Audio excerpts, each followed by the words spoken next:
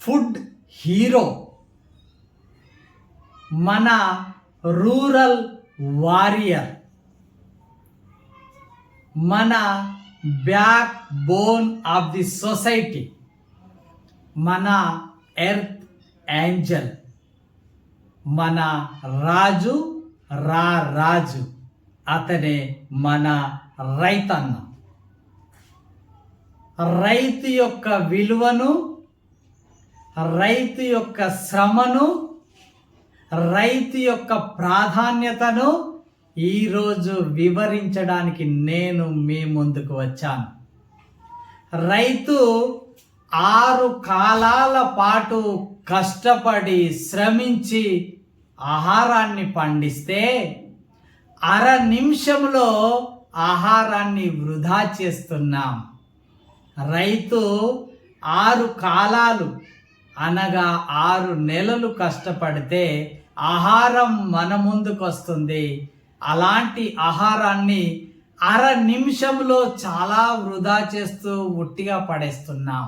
ఆ విలువను, రైతు విలువను, ఆహారం యొక్క విలువను చెప్పడమే ఈరోజు నా ముఖ్య ఉద్దేశం. అయితే ఆలస్యం ఎందుకు ఫ్రెండ్స్, చూసొద్దామా?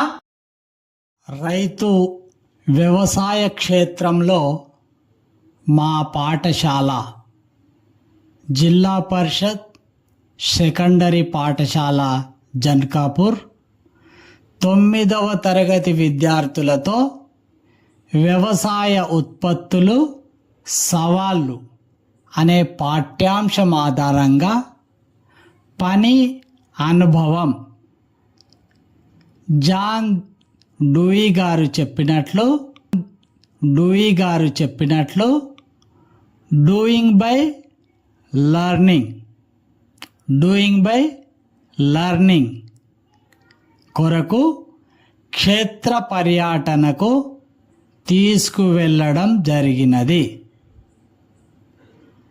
చదివిన చదువుకు జీవితానికి సంబంధం లేకుండా పోతుంది కాబట్టి ఎప్పుడూ తరగతి గది 4 గోడల మధ్యనే చదువు నేర్పితే ఏముంటుంది? ప్రాక్టికల్ అనుభవం కొరకు, క్షేత్ర పర్యటన కొరకు తీసుకువెళ్ళడం జరిగింది. నేటి విద్యార్థులకు రైతు విలువలు, ఆహారం విలువతో పాటు ప్రకృతి ఒడిలో ప్రకృతికి దగ్గరగా తీసుకువెళ్ళడం వలన సహజ జీవన విధానం, వ్యవసాయంలో సహాయం ఉంది అనే విషయం నేర్చుకుంటారు. మనం తినడం మాత్రమే కాదు, దేశానికి అనగా నలుగురికి ఆహారాన్ని అందిస్తున్నామనే ఒక దృఢమైన భావన రైతుకు కలుగుతుంది. రోజు రోజుకు వ్యవసాయం చేసే వారి సంఖ్య తగ్గుతూ ఉంది. మన భారతదేశంలో అందరికీ ఉద్యోగాలు కల్పించడం అంటే చాలా కష్టం. ఏ ప్రభుత్వం కూడా, ఏ పార్టీ కూడా అందరికీ ఉద్యోగాలు ఇవ్వలేకపోతుంది. ఎంత డబ్బు సంపాదించినా డబ్బును తినం కదా. చివరికి తినవలసిందల్లా అన్నమే కదా. రైతు 10 వేళ్ళు మట్టిలోకి వెళితే మన చేతి 5 వేళ్ళు నోటిలోకి వెళ్తున్నాయి.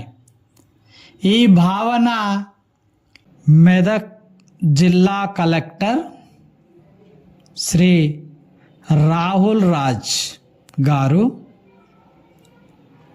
రైతుగా మారి ఔరంగాబాద్లోని కలెక్టర్ క్యాంప్ ఆఫీసును ఆనుకొని ఉన్న గొల్ల నారాయణ పొలంలో వరి నారు పీకి నాట్లు వేశారు. రాహుల్ రాజ్ దంపతులు వారి 2 పిల్లలు పొలంలోకి వెళ్ళడం జరిగింది. ఈ సందర్భంగా కలెక్టర్ రాహుల్ రాజ్ గారు మాట్లాడుతూ నారు మడి నుంచి పంట అమ్మకం వరకు ప్రతి దశలో రైతుకు అండగా ఉంటూ అవసరమైన సలహాలు సూచనలు అందజేసి రైతు లాభదాయక సాగు చేసే దిశగా అధికారులు పనిచేయాలని ఆదేశించారు. వరి నాట్లు వేస్తున్న రైతుల పొలాలను పరిశీలించి సాగు పద్ధతులను, పంటలో వచ్చే లాభం, సాగులో ఎదురవుతున్న ఇబ్బందులు తదితర అంశాలు అడిగి తెలుసుకున్నారు. అలాగే రైతు యొక్క శ్రమను, పంట పండించే విధానాన్ని తెలుసుకోవడానికే నేను నా పాఠశాల విద్యార్థులను రైతు పొలంలోకి తీసుకువెళ్ళడం జరిగినది.